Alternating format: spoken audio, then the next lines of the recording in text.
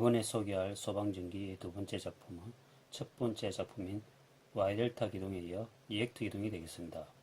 이 기동 방식은 직입기동, Y델타 기동 다음으로 동력제어반에서 가끔씩 볼 수 있는 기동 방식이며, 이 기동 방식 외에는 헤르츠를 증감시켜 회전수를 변경하는 것으로 인버터 기동 방식이 있습니다. 인버터 기동 방식의 경우는 공기조화 설비와 거실 제어연 설비를 겸용하고 있는 곳에서 볼 수 있으며, 수십 개의 화재 신호를 인지하여 거실 제연으로 절안시킬 수 있는 하전 신호 무선 회로가 내장되어 있는 것이 특징입니다.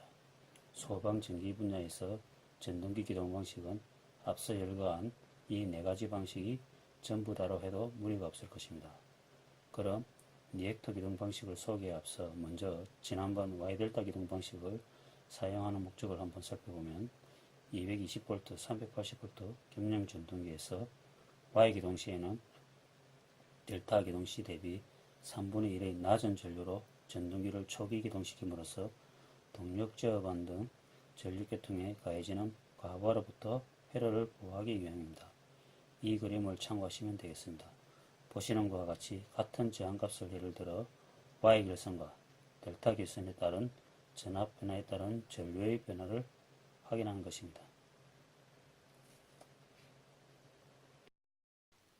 이 그림은 모형 전동기를 만들어 테스트하는 과정에서 살펴본 것으로 참고로만 보시기 바랍니다.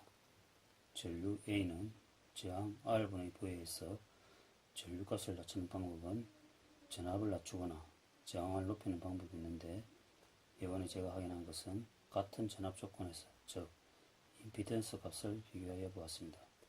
직류에서 전류의 흐름을 방해하는 것은 저항이지만 교류에서 전류의 흐름을 방해하는 것은 저항과 리액턴스이며, 리액턴스는 코일의 유도작용에 의한 유도 리액턴스와 콘덴서의 축전작용에 의한 용량 리액턴스로 구분되며, 저항과 리액턴스를 합한 것을 임피던스라며, 이 임피던스는 곧 저항으로 표시됩니다. 제가 만든 모형 전동기의 각 해선마다 각각 1kΩ의 저항을 넣어 가상의 임피던스를 만들었습니다. 실제 전동기의 코일은 도통하고 있는 동선이므로 회로 테스트기로 저항값이 거의 측정되지 않습니다. 그러나 전원이 인가되면 코일에 유도작용에 의한 유도 리액턴스가 발생하고, 이것이 곧 임피던스이며 전류 흐름을 방해합니다. 그림을 보면 Y 결선은 1kΩ 가상 임피던스 2개가 직렬이며, Y 결선은 1kΩ 1개와 1kΩ 플러스 1kΩ 합의 병렬 조합이므로 이것을 계산해보면 약 0.667kΩ이 됩니다. 다시 이를 0.667로 나눠보면 Y 결선의 임피던스 값이 델타 결선의 3배가 되는 것을 알 수 있습니다. 따라서 Y 결선이 델타 결선에 비하여 3분의 1의 전류가 흐를 것입니다. 저항, 즉 임피던스의 변화는 나중에 모형 전동기에서 테스트기로 보여드리겠습니다. 이 그림은 지난번 첫 번째로 만든 Y델타 기동 방식의 제작을 위하여 만든 회로도이며 참고로 보시면 됩니다. 회로들은 사람마다 다르게 구성할 수 있습니다. 그리고 여기 빨간색으로 그린 부분은 소화설비의 주범부의 자동기동 후 정지되지 않은 조건에서 수증기에서 정지, 즉 복구할 수 있는 버튼입니다. 참고 바랍니다. 델타 결선 및 리액터 그림이 되겠습니다. 전동기가 220V, 380V 겸용인 경우로서 사용 전압이 3상 380V에서 직익비동인 경우에는 전동기를 Y 결선하고, 사용 전압이 3상 220V에서 직익비동인 경우에는 전동기를 델타 결선하면 됩니다. 이 경우 MC는 각각 한 개만 필요하고 타이머는 필요 없습니다. 그리고 모터와 동력 제어반 사이의 케이블이 3가닥인 경우에는 사용자량을 반드시 확인해야 합니다. 다음은 리액터 기동 방식으로 소방전기에서는 스프링클러 설비, 연기수용 소환 설비의 가압 송수장치 등 대용량의 전동기 펌프에 사용되는 것을 볼 수 있습니다. Y델타 기동 방식보다 한 단계 높다고 보시면 됩니다. 리액터에는 설정된 탭이 있는 것으로 변압기와 비슷하다고 보시면 되고, 통상적으로 탭은 50%, 65%, 80% 탭으로 설정되어 있으며 특수한 경우가 아닌 이상 65% 탭 하나만 주로 사용하고 있습니다. 특징으로는 Y델타 기동 방식에서는 MC가 3개 사용되지만 리액터 기동 방식에서는 하나의 탭만 사용하는 경우 MC가 2개만 있으면 됩니다. 그리고 리액터 기동 방식을 세부적으로 살펴보면 현장에는 3가지 중 하나의 형태로 운영되고 있을 것입니다.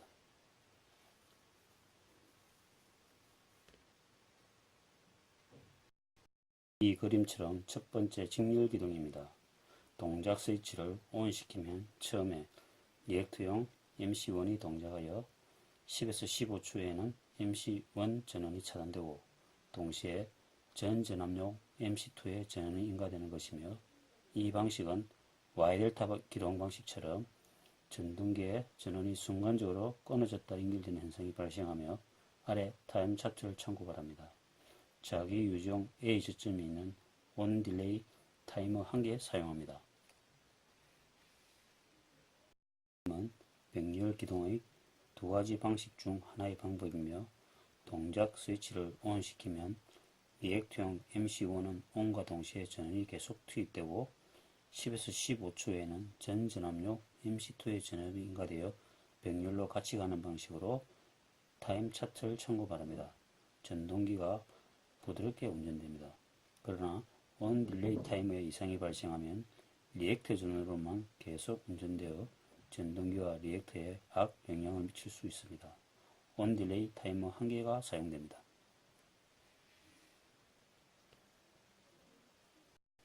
병렬 방식으로 동작 스위치를 ON 시키면 오프 딜레이, 온 딜레이 타이머에 동시에 전원이 인가되어 오프 딜레이 타이머를 통하여 리액터용 MC1의 전원이 인가되었다가 15초 후에는 전원이 차단되고, 온 딜레이 타이머를 통하여 전 전압용 MC2에는 10초 지난 후에 전원이 인가됨으로써 MC1은 MC2에 5초 정도 겹치고 오프됩니다. 아래 타임 차트를 참고 바랍니다. 전동기가 부드럽게 운전됩니다. 특징으로는 오프 딜레이, 온 딜레이 타이머가 각각 1개씩 필요하고, 그리고 오프 딜레이 타이머의 시간값이 온 딜레이 타이머의 시간값보다 그 값이 커야 정상 동작되므로 전동기와 리액터를 보호할 수 있습니다. 이 3가지 방식의 회로도 또한 제가 작성한 것이며 각자의 방식으로 다르게 할 수 있습니다. 리액터 기동 방식의 또 다른 특징은 전동기는 직입 기동 형태로 결선되어 동력 제어반과 연결됩니다. 장점으로는 동력 제어반과 전동기의 거리가 먼 경우 전선의 전략입니다. 참고로 Y델타 방식에서는 전동기에서 동력 제어반까지 전선이 6가닥이 필요합니다. 또한 대용량의 전동기 초기 기동 시 수증계통에 전압감가 발생한 것을 예방하여 다른 전기 설비를 보호할 수 있습니다. 단점으로는 가격이 고가이며 동력 제어반에는 리액터 설치를 위한 별도의 공간 확보가 필요합니다. 그리고 지금 보여드리는 사진은 동력 제어반에서 흔히 볼 수 있는 8핀 타입의 타임이며, 이중 왼쪽의 것의 특징은 A 저점이 있음으로써 타이머 단독으로 자기 유지 기능을 만들 수 있다는 것입니다. 여기에서는 리액터 직렬 구동 방식에 사용하였습니다. 그럼 앞에서 열거한 3가지 방식을 잠시 후 순서대로 하나씩 동작 상태를 보여드리겠습니다. 그럼 앞에서 열거한 리액터 기동 방식 3가지를 순서대로 하나씩 보여드리기 앞서 전동기의 직입 기동 시 결선 방법을 먼저 살펴보고 가겠습니다. 이 결선은 리액터 기동 방식에도 그대로 적용됩니다. 앞에 보고 있는 것은 삼상 220V, 380V 겸용 전동기를 소형으로 만들어 본 것입니다. 전원을 연결하는 회로선이 6가닥이 보일 것입니다. 접지선은 생략하였습니다. 신품인 전동기에는 결선 방법이 명판이 표기되어 있고 각 회로선에는 숫자 또는 영문이 표기되어 있으므로 그대로 따라 결선하면 되고, 모터가 소선되어 코일을 다시 감아온 경우에는 반드시 다시 한번 같은 회선을 각각 확인하여 임의의 숫자를 부여하여 같은 방법으로 결선하면 됩니다. 이제 결선을 하여 보겠습니다. 먼저 동력 제어반의 전원이 3상 380V인 경우에는 Y 결선을 해야 됩니다. 이 경우 1, 4, 2, 5, 3, 6이 같은 회로이므로 1, 2, 3을 묶든지 4, 5를 묶든지 하면 됩니다. 그럼 저는 여기서 3, 4, 5, 6을 묶어 보겠습니다. 4, 5, 6을 묶어 태핑 처리를 하면 되고 각각 1, 2,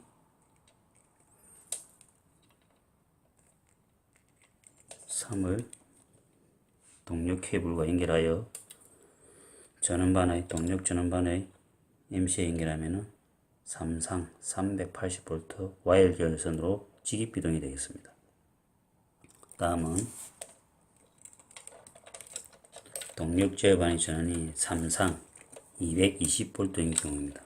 이 경우는 모터를 델타 결선을 만들어야 됩니다. 삼각형 만드는 거죠. 1, 5를 묶고 2, 6을 묶고 각각 케이블에 연결하는 것입니다. 그 다음에 3, 4를 묶습니다. 이렇게 하면은 코일이 삼각형 형태가 될 것이고 이렇게 결선하여 동력 제어반에 각각 연결하면은 3상 220V 델타 결선으로 직입기동이 되겠습니다. 이는 리액터 기동 시에도 동력 제어반의 전원이 220인지 380인지 확인하여 각각 와이어 결선 또는 델타 결선으로 하여 동력 제어반까지 가져오면 되겠습니다.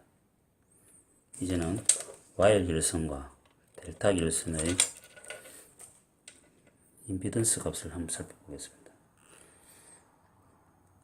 이제 리액턴스의 즉 임피던스 값을 비교해 보겠는데요. 전등기 코일 자체는 회로 테스트기로 저항을 측정하는 경우 저항값이 거의 없으며 다만 코일의 전원이 인가되면 유도작용에 의한 유도 리액턴스가 발생하고 이것이 곧 임피던스이며 이 임피던스를 표현하기 위하여 각 해선마다 1kΩ의 저항을 연결하였으며 이제 각 해선의 저항값을 살펴보도록 하겠습니다. 먼저 회로 테스트기의 0점을 잡아 보겠습니다. 일단 1옴에 두고 해보겠습니다. 0점이 맞지 않군요. 일단 0점을 맞추고요. 이제 실질적으로 잘 보이게 하기 위해서 저는 1kΩ을 읽기 위해서 잘 읽기 위해서 곱하기 15, 10배에 두도록 하겠습니다. 이렇게 하여 1, 4, 2, 5, 3, 6 회로를 각각 확인해 보겠습니다. 100옴 곱하기 10을 하면 1000옴이면 1kΩ입니다. 2, 5도 마찬가지입니다. 1kΩ 되겠습니다. 3, 6도 1kΩ입니다. 다른 해선과는 도통되지 않습니다. 이제 와이어 결선을 해보겠습니다. 1, 2, 3을 묶겠습니다. 4, 5를 묶어도 마찬가지입니다. 4, 5, 6 이렇게 묶고 4, 5를 재보겠습니다.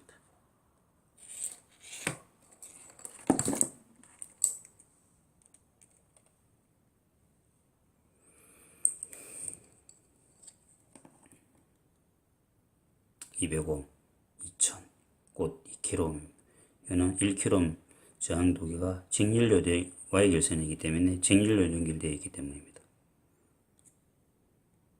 465제도 마찬가지입니다. 이제 델타 결선을 보겠습니다. 델타 결선은 1kΩ 하나와 1kΩ 플러스 1kΩ의 합의 병렬 조합입니다. 그러면 좀 앞에처럼 1호를 묶고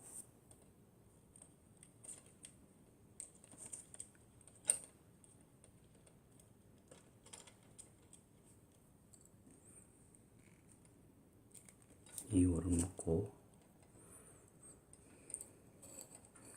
3, 4를 묶고 보겠습니다. 이렇게 하여 회로의 제한값을 보겠습니다. 67 곱하기 10을 하면 670 0.67입니다. 곧 2kΩ을 0.67로 나누면 3배가 됩니다. 와일 결선이 델타 결선보다 제한값이 3배가 높으므로 전류 또한 델타보다 3분의 1이 낮습니다. 이 이유로 초기 기동 시, 전동기 초기 기동 시 와일 결선을 하게 되는 것입니다. 이상 결선에 대해서 살펴보았습니다. 이제 리액터 기동 방식을 하나씩 살펴보도록 하겠습니다.